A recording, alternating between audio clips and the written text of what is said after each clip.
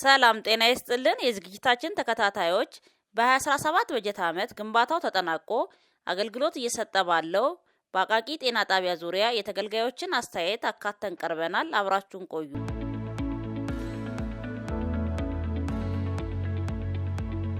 ብዙ የሆኑ ችግሮችን የቀረፈ የእናቶችን እንግልት የቀነሰ ሮሮ የቀነሰ በጣም ትልቅ የሆነ ተቋም እኛም እንደ እድል እዚህ ተቋም ላይ በመስራታችን የራሳችን የሆነ ተጠቃሚነትንም አምጥተናል። አሁን የተሰራው ህንጻ የተቀመጠውን ስታንዳርድ የጠበቀ ለተገልጋዩ ማህበረሰብ ምቹ የስራ ከባብን የሚፈጥር ለአገልጋዩም ለተገልጋዩም ምቹ የሆነ የስራ ሁኔታን የሚፈጥር ግንባታ ነው በዚህ ቦታ የተገነባው ማለት ነው። አዲሱ ጤና ጣቢያ ይሄ ግንባታ በመፈጸሙ የህብረተሰቡን የዕለት ተዕለት ጥያቄዎችን ምላሽ የሚሰጥ ነው። የጤና ተቋማት አገልግሎት አሰጣጥ ተደራሽነትን ለማስፋት ነባሮቹን ምቹና በሰው ኃይልም ሆነ በግብዓት ከማሟላት ባሻገር ደረጃቸውን የጠበቁና ዘመኑን የዋጁ ጤና ተቋማት እየተገነቡ ሲሆን በ2017 በጀት ዓመትም ግንባታው ተጠናቆ ለአገልግሎት ክፍት ከተደረጉት መካከል አንዱ የአቃቂ ጤና ጣቢያ ይገኝበታል። በምረቃ ስነ ስርዓቱ ላይ ተገኝተን ነዋሪዎችን ባነጋገርናቸው መሰረት አሁን የተገነባው ተቋም በርካታ ችግሮችን የሚፈታና ዘመኑን የሚመጥን የነዋሪዎችን ፍላጎት ማሟላት የሚችል መሆኑን እንደሚከተለው ገልጸዋል። ናታኒም ግርማ ይባላል። የላቦራቶሪ ዲፓርትመንት ኃላፊ ነኝ። ይህ ጤና ጣቢያ በላቦራቶሪ 4 ስታር የሚባል ደረጃ ላይ የነበረ ነው። ቢሆንም ግን ነባር የነበርነው ጤና ጣቢያ ላይ የሰፊሸንት ወርኪንግ ኤሪያ የሚባለው በጣም ጠባባብ ክፍሎች የነበሩት ሆኖ ግን ጥራቱ ላይ 4 ስታር ከ107 ጤና ጣቢያዎች 4 ስታር ካመጡት ውስጥ አንደኛው የአቃቂ ጤና ጣቢያ ላቦራቶሪ ነው። ይሄ ጤና ጣቢያ በመጀመሪያ ደረጃ በዚህ ወረዳ ላይ ለጤና ጣቢያ ተብሎ የተገነባ ግንባታ አልነበረም።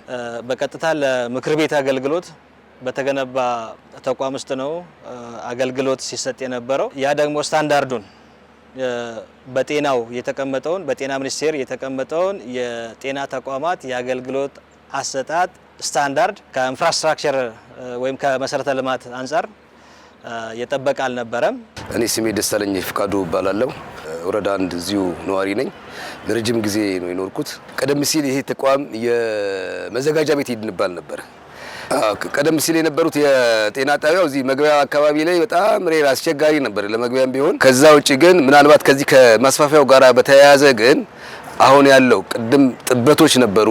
ለምሳሌ ወደ መዝገብ ቤት አካባቢ የሰው ካለው ከሚኖሩት አካባቢ ከነዋሪው ብዛት አንፃር ጥበቶች ነበሩ። ለህብረተሰቡ በፊት ከነበረው አሁን በዚህ ክፍለ ከተማ ላይ ረጃጅም ርቀትን ሄደው ነበረ ቴስት የሚያሰሩት የነበረው። የላቦራቶሪ ሲታዘዙ ረጅም ጉዞ ይጓዙ ነበርና እነዛን ችግሮችን የቀረፈ ነው። ማሽኖች አሉ፣ ብዙ ማሽኖች አሉ። ኬሚስትሪ ማሽን አለ፣ ሆርሞናል ቴስቶች አሉና ብዙ ቴስቶችን አሁን መስራት ይቻላል። እናቶች ሲወልዱ እዚህ አካባቢ ላይ ችግር ሲገጥማቸው በፊት ረጃጅም ርቀት ሄደው ነው ለማሰራት ይቸገሩ ነበርና አሁን ከዚህ ካጠገባችንም ካለ ሆስፒታል የእንትን ችግር ካለባቸው እኛ ጋራ።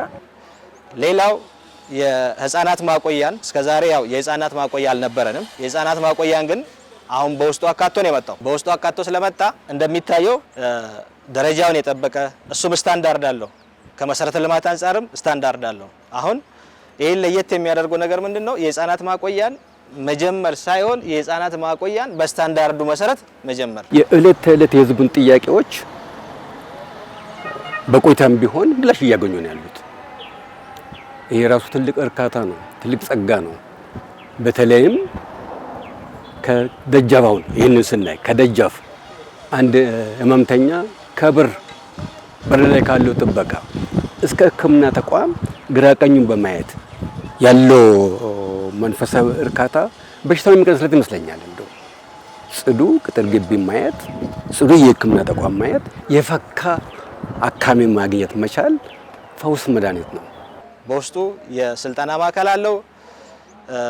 በተለያየ ዘርፍ በተለያየ ፕሮፌሽን የሚወጡ ጤና ባለሙያዎች ረጅም ሰዓት በኤሌክትሮኒክ ስለሆነ ሁሉም በኮምፒውተራይዝድ ስለሆነ እኛ ውጤቱን ከላብራቶሪ ወደ ኦፒዲዎች በኮምፒውተር ነው የምንልክላቸው። ምንም ወረቀት የሚያመጣው ነገር የለም። ከካርድ ክፍል ጀምሮ በኤሌክትሮኒክ ስለሆነ የላብራቶሪው ምርመራ ናሙና ለመስጠት ብቻ ነው እኛ ጋር የሚመጣው። የኤሌክትሮኒክ ሜዲካል ሪኮርድ ከወረቀት ንክኪ አልባ አሰራርን በደንብ የጀመረ ተቋም ነው። ይህንንም ያሳካ ተቋም ነው። እያንዳንዱ ነገር ኮምፒውተራይዝድ ነው። ስለዚህ በሁሉም ከሚኒስትሪውም ወረዳ 1 ወረዳ 9 እና ወረዳ 13 ነው እያገለገለ ያለው ይሄ ተቋምና እንደነገርኩሽ እዚህ አካባቢ ላይ ብዛት ያላቸው የዲያግኖስቲክ ክሊኒኮች ምናምን የሉም እና ያንን ከመቅረፍ አንጻር በጣም ተጠቃሚ ነው ያደረጋቸው። ከዛ ርቀታቸውን ጠብቀው መጥቶ አገልግሎት ማግኘታቸው ላይ ነው። ይሄ የኤምአር የሚባለው በፊት ላይ ብዙ ፔሸንት ለማስተናገድ የሚከብዱንን በብዙ ችግር የፈታ ነው። አሁን በፊት ላይ ኤሌክትሮኒክ ምናምን የሚባለው አልነበረም።